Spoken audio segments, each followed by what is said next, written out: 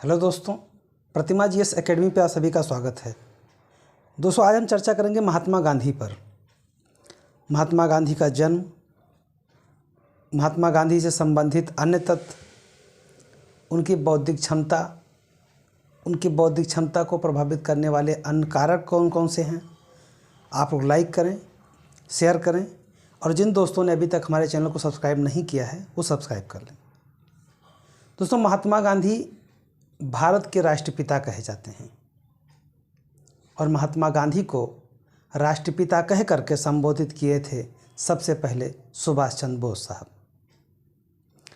एक व्यक्ति जो एक दीवान के घर में पैदा होता है और उसके बाद भारत के राष्ट्रपिता तक की सफ़र तय करता है, उसकी जर्नी कैसी रही होगी,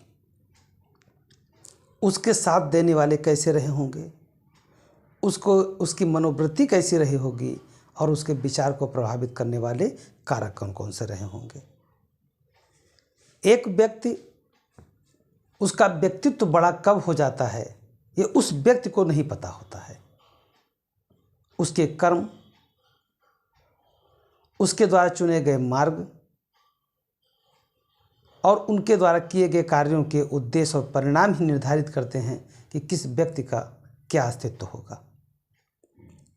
महात्मा गांधी साहब 2 अक्टूबर 1869 को पोरबंदर में यानी काठियावाड़ में, गुजरात के में एक दीवान के घर में जन्म लेते हैं। उनके पिता करमचंद गांधी, जिन्हें काबा गांधी के नाम से जाना जाता है, वो दीवान थे। राजकोट और पोरबंदर कई जगह पर उनको दीवानी प्राप्त थी। यानी कि दीवान थे, मतलब वो अंग्रेज़ों के साथ कार्य कर रहे थे। गांधी जी को पढ़ने का मौका मिला और वो 1888 में ब्रिटेन चले गए। 1888 में ब्रिटेन गए। वहाँ पर उन्होंने लॉ यानी कानून की पढ़ाई की। जून 1891 में उन्होंने लॉ की परीक्षा उत्तीर्ण कर लिया। इसके पहले जब इनकी उम्र 13 वर्ष की थी तब गांधी जी का विवाह कस्तूरबा नाम की एक महिला के साथ हो गया, मतलब एक लड़की के साथ हो गया। 13 वर्ष की उम्र में जब इनका विवाह हुआ, इनके माता का नाम पुतलीबाई था। तो उनका जन्म हुआ गांधी जी का 2 अक्टूबर 1869 को। कहाँ पे हुआ? पोरबंदर में हुआ। पोरबंदर काठियावाड़ रियासत के अंतर्गत आता था। इनके पिता करमचंद गांधी थे, जिन्हें काबा गांधी के नाम से जाना जाता था। ये पोरबंदर, राजकोट और बीकानेर के दीवान थे। इनके माता का नाम पुतलीबाई था। इनका विवाह 13 वर्ष की आयु में हो गया था और इनकी जो धर्मपत्नी थी वो कस्तूरबा गांधी थी। इनके 4 पुत्र हुए, हरिलाल, मणिलाल, रामदास, देवदास। गांधी जी का जो जीवन शुरुआत हुआ एक बहुत ही मिडिल क्लास में जो नाजुक व्यक्ति का होता है, उसी तरह के इनके जीवन की शुरुआत थी। कोई बहुत अच्छी शुरुआत नहीं था, लेकिन जो कि पिता दीवान थे तो इनको पढ़ने का मौका मिला और ये अपनी डिग्री करने के लिए ब्रिटेन, लंदन चले गए। इनके बड़े पुत्र जो हरिलाल थे, उन्होंने इस्लाम धर्म को स्वीकार कर लिया था और अपना नाम अब्दुल्ला गांधी रखा। गांधी टाइटल उन्होंने नहीं छोड़ा, लेकिन अपना नाम जो है अब्दुल्ला रख लिया, इस्लाम धर्म को स्वीकार कर लिए थे। जो 4 पुत्र थे 4 पुत्र में हरिलाल, मणिलाल, देवदास, रामदास, इन चारों पुत्रों में से कोई ऐसा नहीं था कि जिस पर गांधी जी कोई ऐसा भरोसा जताते। गांधी जी ने अपना पूरा भरोसा जताया किस पे? जवाहरलाल नेहरू पर। और जवाहरलाल नेहरू से धीरे धीरे इंदिरा जी जब आईं, उन्होंने नेहरू के बजाय टाइटल लिखना गांधी शुरू कर दिया। एक अलग रोचक तथ्य है इसमें, लेकिन हम गांधी जी पे चर्चा आज करेंगे। गांधी जी के किस तरह के प्रश्न पूछा जाता है कि गांधी जी के विचारों को प्रभावित करने वाले कारकों के बारे में पूछा जाता है। हम नहीं चाहते हैं कि हमारे छात्र जो हमें हमारे प्रतिमा जीएस एकेडमी चैनल से जुड़े हुए हैं, उनको किसी भी प्रकार की जानकारी या एग्ज़ाम ओरिएंटेड जानकारी की कमी महसूस हो। इसलिए मैं उन हर तथ्यों पर चर्चा करना चाहता हूँ जहाँ पर एग्ज़ाम में आने की प्रोबेबिलिटी 1% भी है। उन सभी पे मैं चर्चा करना चाहता हूँ। गांधी जी के जो बड़े पुत्र थे हरिलाल, इन्होंने इस्लाम धर्म को स्वीकार कर लिया था और इस्लाम धर्म स्वीकार करके अपना नाम अब्दुल्ला गांधी रखा था।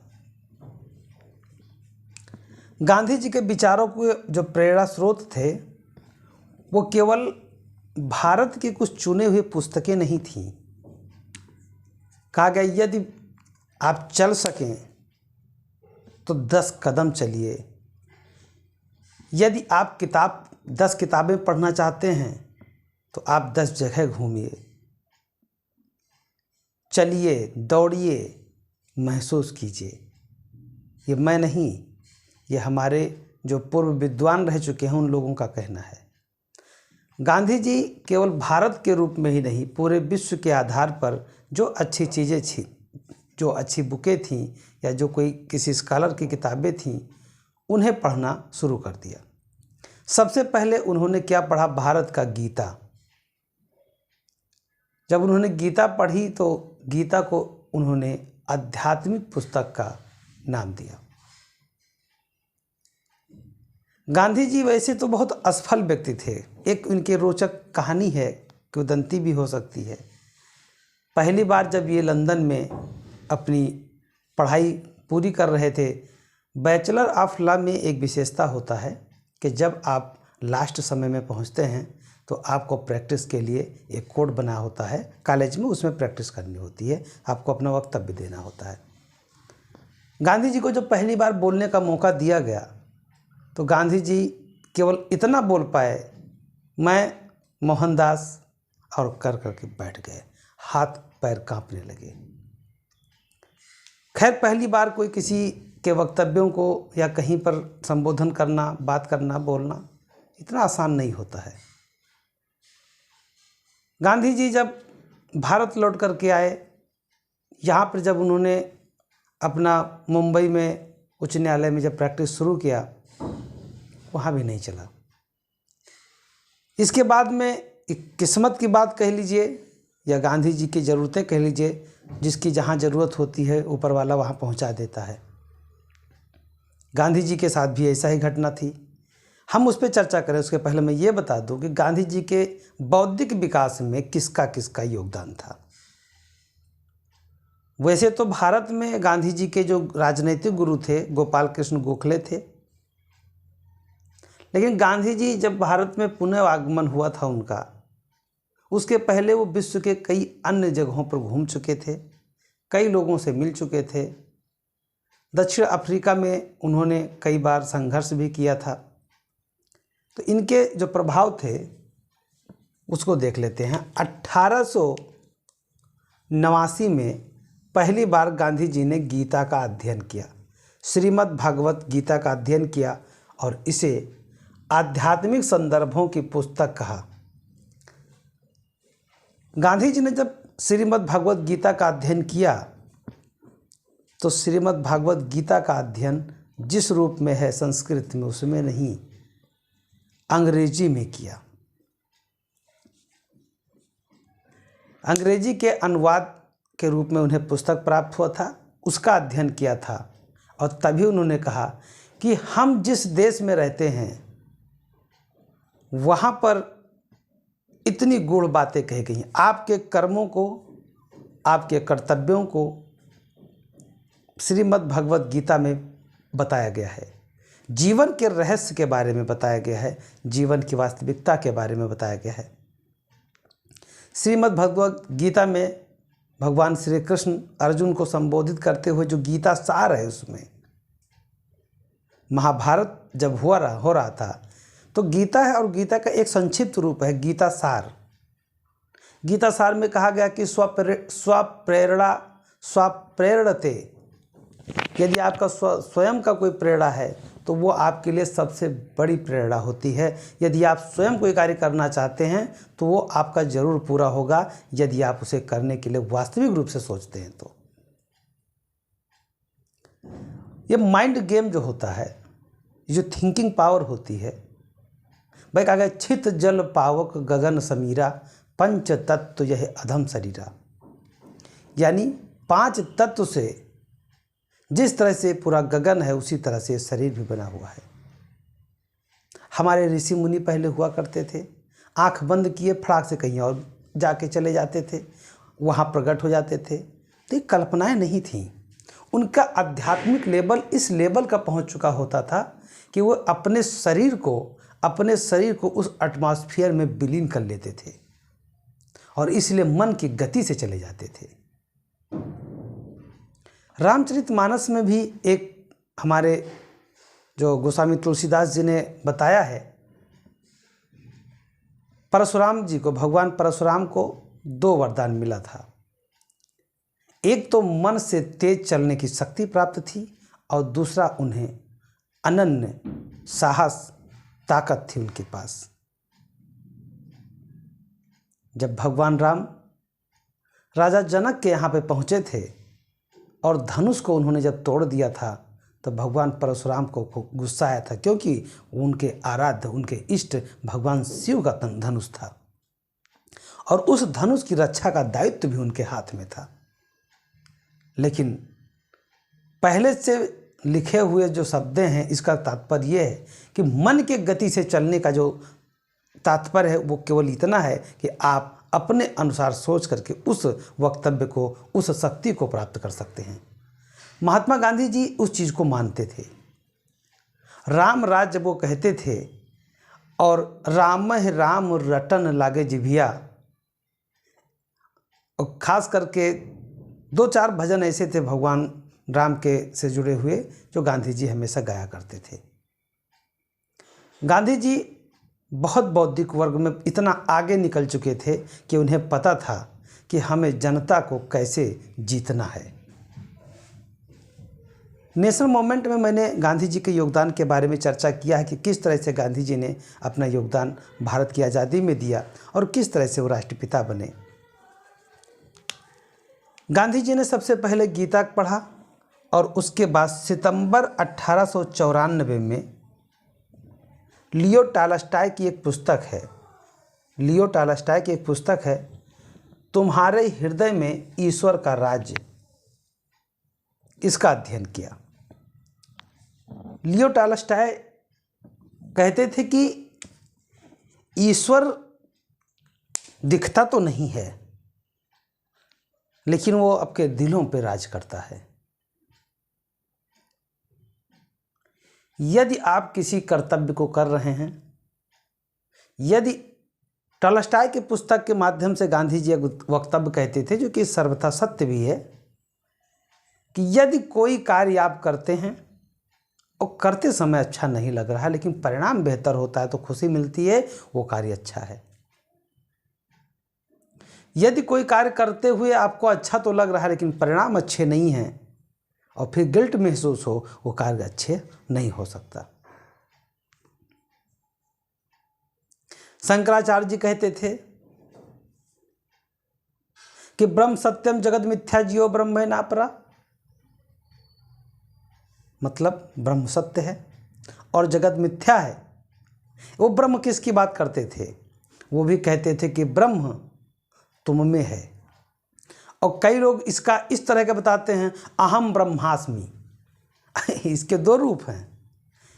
अहम ब्रह्मास्मि को लेकर के जब शंकराचार्य जी ने कहा कि मुझ में ब्रह्म है, मेरे ईश्वर मेरे अंदर हैं, और साधारण जनता ने क्या कहा?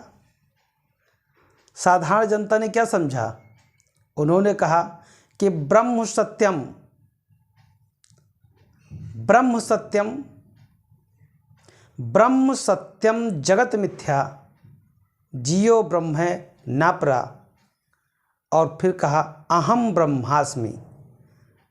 तो जो लोग पूर्ण रूप से उसे नहीं पढ़े हुए थे, नहीं समझ रहे थे, उन्होंने क्या समझा कि अहम ब्रह्मा के मतलब हो गया कि मैं ही ब्रह्मा हूँ।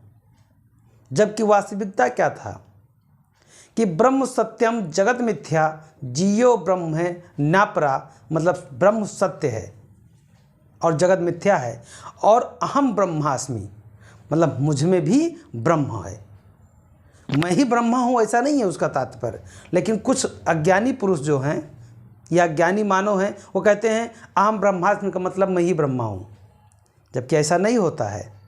दूसरी बात, स्वामी विवेकानंद जी ने भी इस बात को कहा था कि मैं उस ईश्वर की प्रार्थना करता हूँ, उस ईश्वर को पूजता हूँ जो गरीब जनता के हृदय को वास करता है।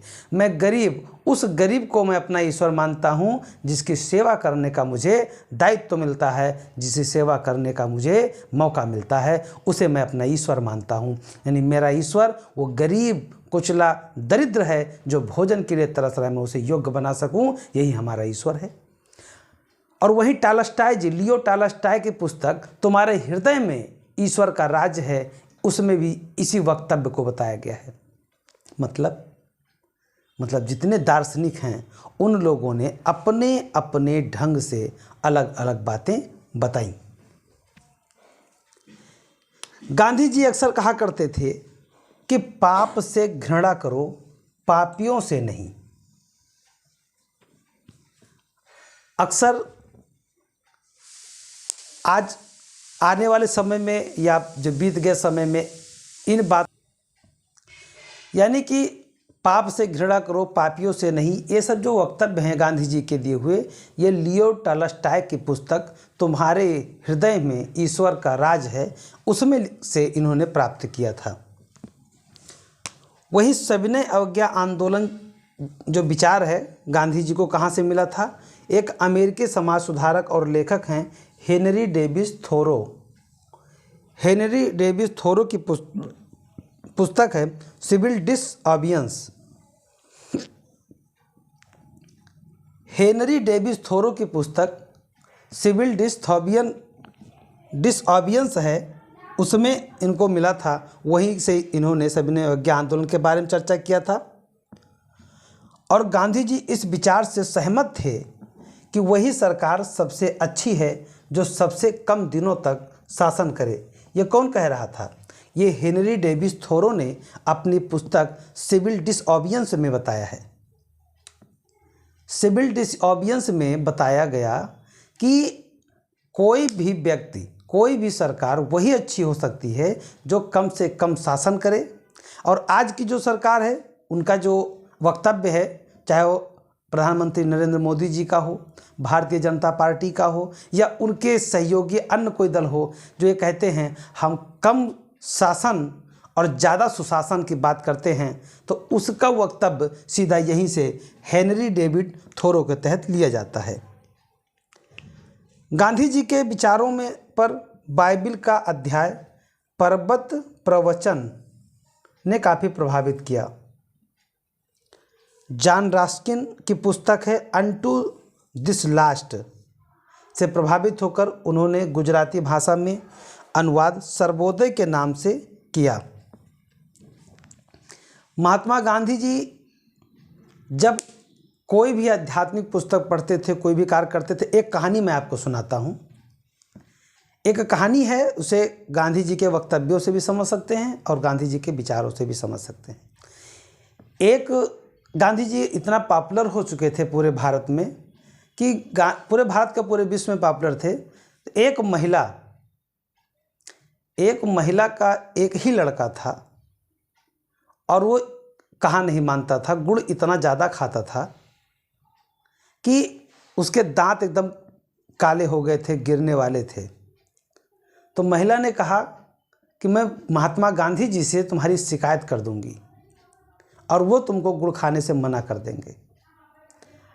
वो अपने बच्चे को लेकर के गांधी जी के पास पहुंची। गांधी जी से कहा कि गांधी जी, हमारा बेटा गुड़ खाता है और ये जो है नहीं छोड़ रहा है। गांधी जी ने उससे कहा आप परसों आइएगा। ऐसे करके 2-3 बार गांधी जी ने उसको बुलवाया और बाद में कहा बेटा गुड़ खाने से दांत काले हो जाते हैं और दांत गिर जाएंगे, गुड़ छोड़ दो।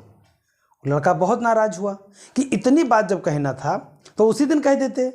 तो उन्होंने कहा बेटा मैं भी खाता था, कल तो मैं छोड़ पाया हूँ, इसीलिए आज मैं तुमको छोड़ने को कह रहा हूँ। मतलब गांधी जी कोई भी कार्य करने से पहले उसे खुद पे अमल करते थे, उसके बाद दूसरों पे लागू करते थे। यहाँ पर सीधी सी बात यह है कि गांधी जी के द्वारा किसी भी प्रकार के कार्य करने से पहले वो कहते थे खुद में देखो। गांधी जी ने कहा था कि यदि आप किसी पर एक उंगली उठाते हो तो 4 उंगलियां, 3 उंगलियां तुम्हारे तरफ इशारा करती हैं और कहीं ना कहीं कुछ गड़बड़ जरूर होता है। गांधी जी का ब्रिटेन यात्रा 1888 ईस्वी में वकालत करने के लिए वो ब्रिटेन यानी लंदन जाते हैं और 10 जून 1891 को वो लॉ की परीक्षा पास कर लेते हैं। लंदन में एक पत्रिका था वेजिटेरियम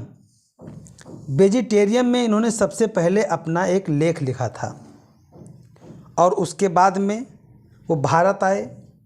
राजकोट में और बम्बई उच्च न्यायालय में इन्होंने अध्ययन यानी प्रैक्टिस शुरू किया, लेकिन प्रैक्टिस इनका कितना सफल रहा।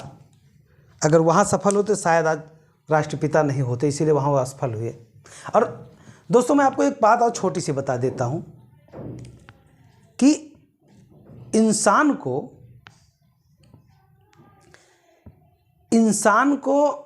आज के दौर में इंसान को असफल होना बहुत ज़रूरी है। हम ये नहीं कह रहे कि बराबर असफल होता रहे, लेकिन असफल होना इतना ज़्यादा ज़रूरी है कि उससे बेहतर तरीके से आप अपने जीवन को समझते हैं। आपको कभी उस सफलता का अहंकार नहीं होगा जिसको आप एक पल में पा लेते हैं। इसलिए असफल होना आपको सामाजिक, आपके दायित्व को, आपके जो रिलेटिव हैं, आपके अपने जो हैं, उन सब का पहचान करा देता है। इसलिए असफल होना ज़रूरी है, बाद में सफल होना भी उतना ही ज़रूरी है। फिर उस सफलता का जो उसका जो मज़ा है वो कुछ और ही होगा। असफल होना बहुत ज़रूरी है।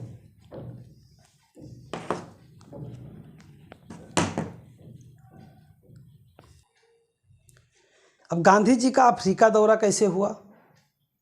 गांधी जी एक वकील थे। यहाँ पर उनके बड़े भाई वकालत करते थे। उनके पास में पोरबंदर में एक प्रस्ताव आया जो कि दक्षिण अफ्रीका में जा कर के केस को देखना था। गांधी जी के बड़े भाई का नाम था लक्ष्मीदास।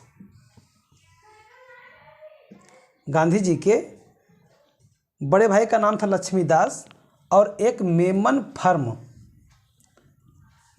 फर्म का प्रस्ताव आया था कि एक केस है जो 40,000 पाउंड का मामला था, दावा था, उसके लिए केस लड़ना था। गांधी जी तो अभी तक तो किसी भी प्रकार के वकालत में वो सफल नहीं थे। लक्ष्मीदास को लगा कि इसी को भेज देते हैं, क्योंकि इसके जो विरोध में, के विपक्ष में जो वकील थे बहुत नामी वकील थे, तैयब हाजी करके थे, वो इनके विपक्ष में अफ्रीका में खड़े थे।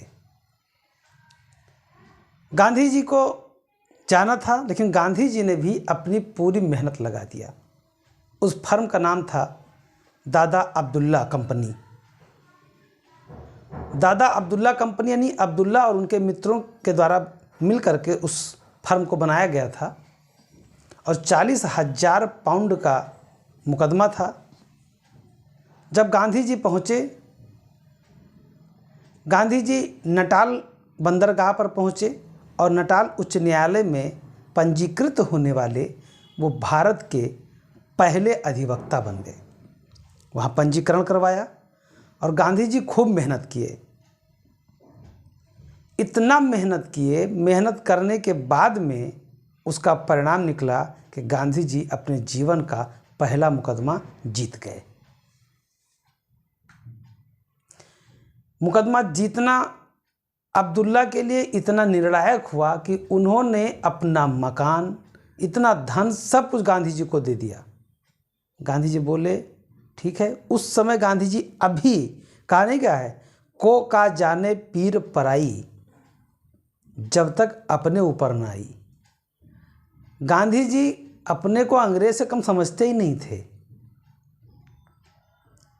एक बार गांधी जी ट्रेन में जा रहे थे, उसकी कहानी का मेंशन है नीचे में, मैं बताता हूँ आपको। जब ये मुकदमा जीत लिए, तमाम पैसा हो गया। अब एकदम सूट बूट क्या होता है, जो सिगार उगार लेकर के एकदम पी के जा रहे थे। नंबर 1 कक्ष में बैठे हुए थे, ट्रेन में बैठे जा रहे थे। कुछ गोरे पहुँचे, उन्होंने कहा कि आप यहाँ क्या कर रहे हो, चलो उठो भागो। बोला क्यों?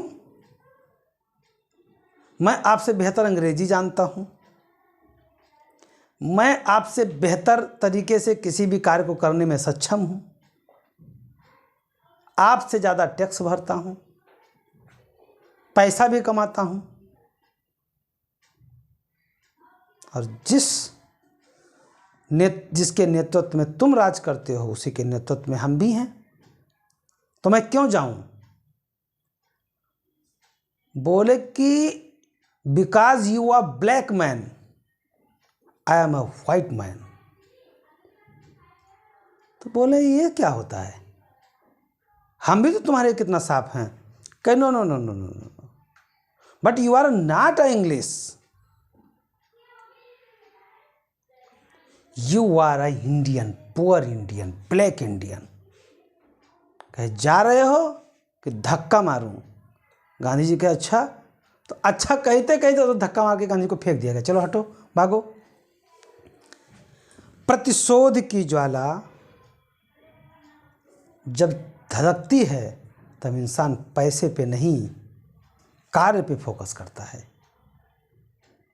गांधी जी के साथ भी यही हुआ।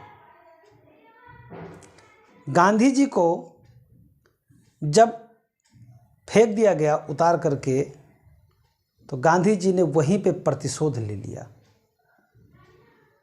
कि मैं विशेषाधिकार को प्रयोग करने वाले अंग्रेजों के विशेषाधिकार को ख़त्म करेंगे, और जो गैर यूरोपीय या गैर अंग्रेज हैं उनके अधिकारों के लिए हम लड़ाई लड़ेंगे। तो करते क्या ये, पहले मुकदमे के बारे में देख लेते हैं। एक मेमन फर्म का प्रस्ताव आया किसके पास? लक्ष्मीदास जी के पास। और लक्ष्मीदास जी ने किसको अपॉइंट कर दिया? गांधी जी को। इनको गांधी जी को नियुक्त किया गया कि भाई तुम जाके मुकदमा देख लो। ये लक्ष्मीदास जी क्या सोचे होंगे? सोचेंगे एक भी मुकदमा ये जीता नहीं, यहाँ जाए, अगर जीत गया तो ठीक है, नहीं तो क्या करना है, कुछ घूम ही आएगा। शायद उनका भेजना हिंदुस्तान को एक इतने बड़ा नेतृत्वकर्ता प्राप्त करने का बिंदु था, या ईश्वर के द्वारा रचा गया कोई कार्य था। जिस तरह से एक रामायण में कहा जाता है भगवान राम को वनवास देने वाली माता कैकेयी थी।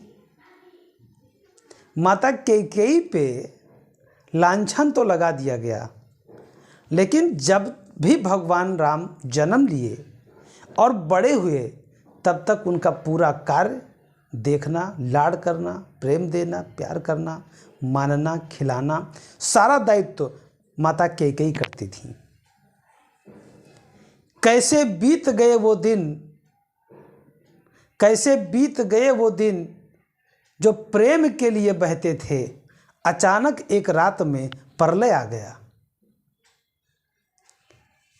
ये भी ईश्वर का, भाई कोई किसी के गलतियों का या कोई किसी के लिए अपने ऊपर कलंक या कब लेगा, या तो वह अनन्य प्रेम करता होगा तब लेगा, या तो फिर नफरत में कर ही देगा।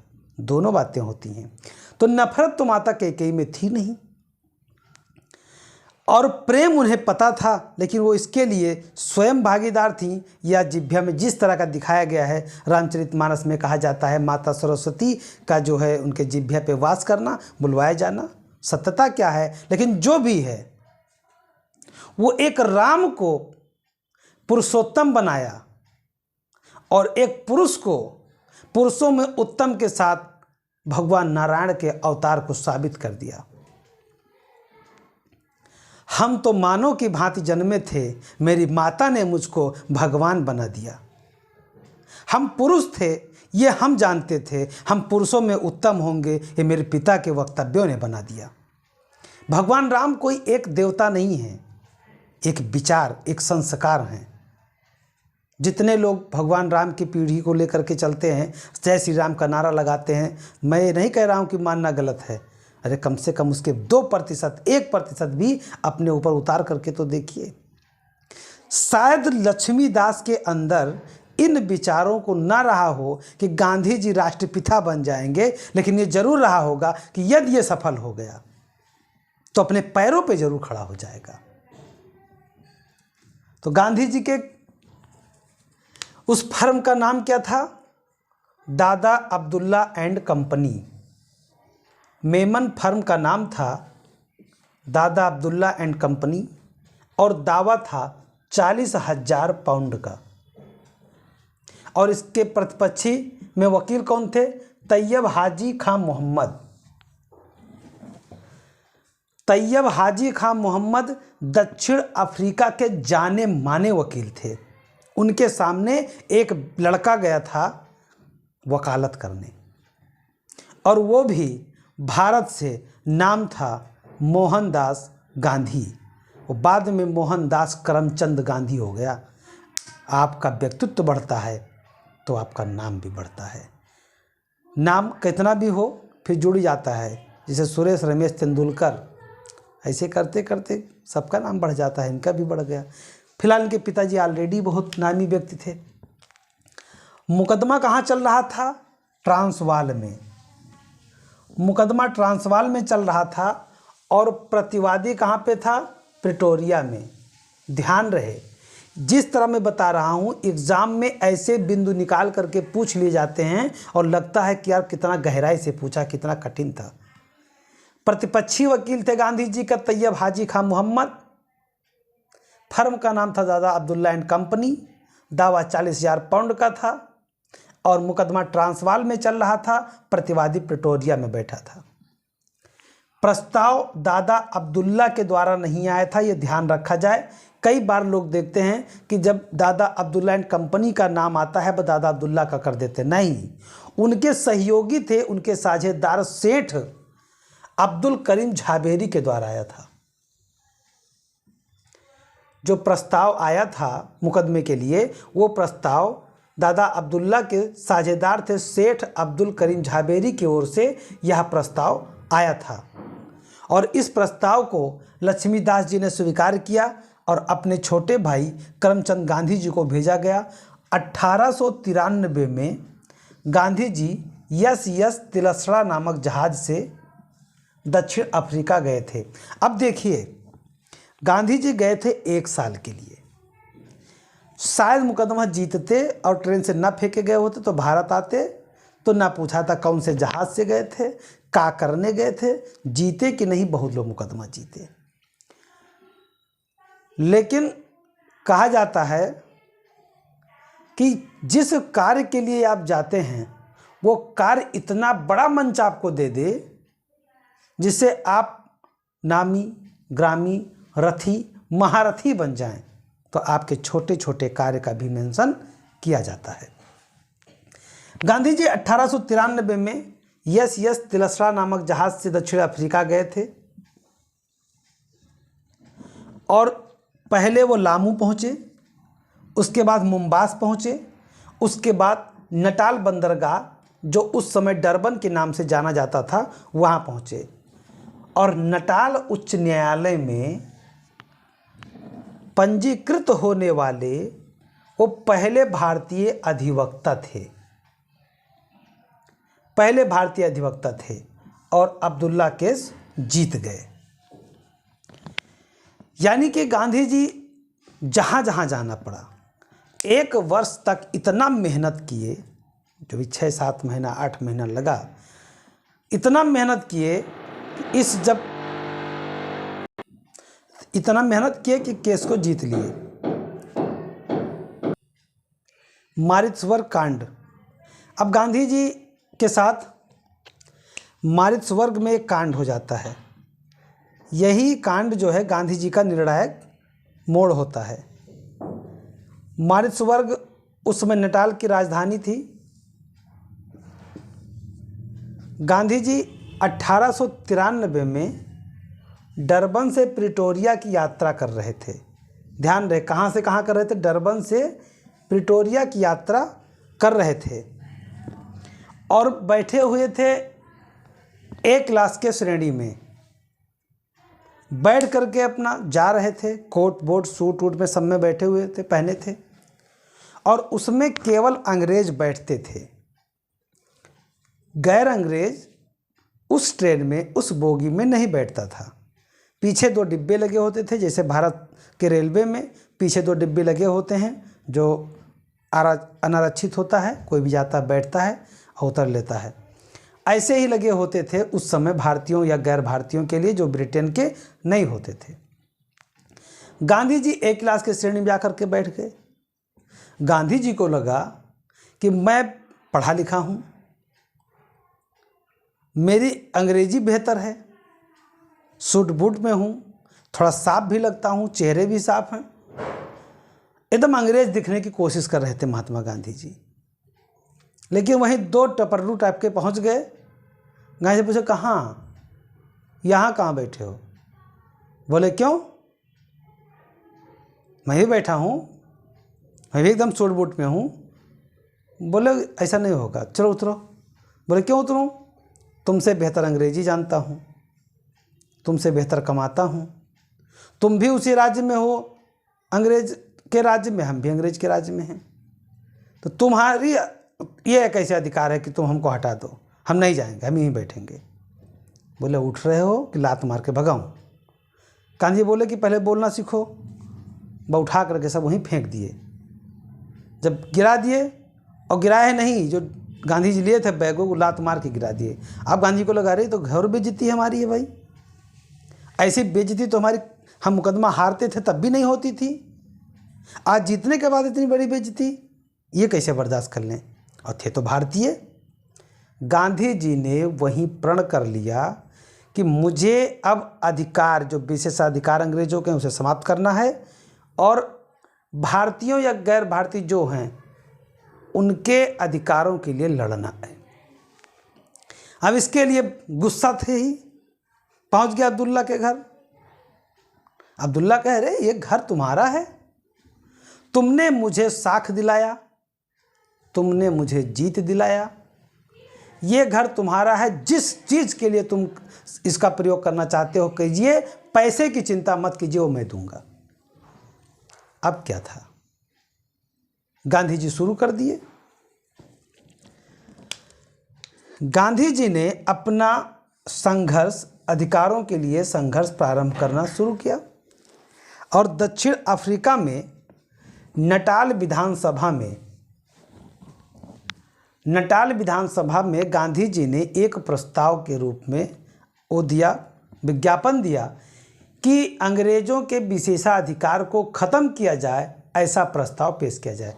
ध्यान रहे 1894 में भारत में भी एक इसी तरह का प्रस्ताव दिया गया था। गांधी जी से बेशक को जुड़ा न रहा हो, लेकिन प्रेरित कहीं ना कहीं जरूर रहा होगा, हो सकता है ना भी रहा हो, लेकिन दिया यहाँ भी गया था। अब नटाल विधानसभा में विशेषाधिकार को वापस लेने के लिए जब एक विधेयक को दिया गया, एक विज्ञापन दिया गया कि विधेयक लाया जाए, तो उस विधेयक को कार्य में नहीं लाया गया। फिर क्या था, गांधी जी नटाल इंडिया कांग्रेस का गठन किए। 22 मई 1894 को दादा अब्दुल्ला के निवास पर निर्णय लिया गया और दक्षिण अफ्रीका में आंदोलन का बेहतर संचालन शुरू किया गया।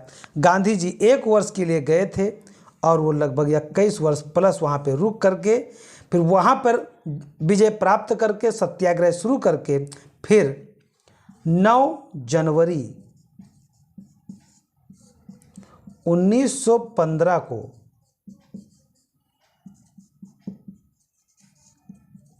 गांधी जी पुनः भारत वापस आ गए और इसी के याद में भारत में प्रवासी दिवस मनाया जाता है। प्रवासी दिवस मनाया जाता है। गांधी जी ने वहाँ पे गिरमिटिया मजदूर के लिए अधिकारों के लिए लड़ाई लड़ा।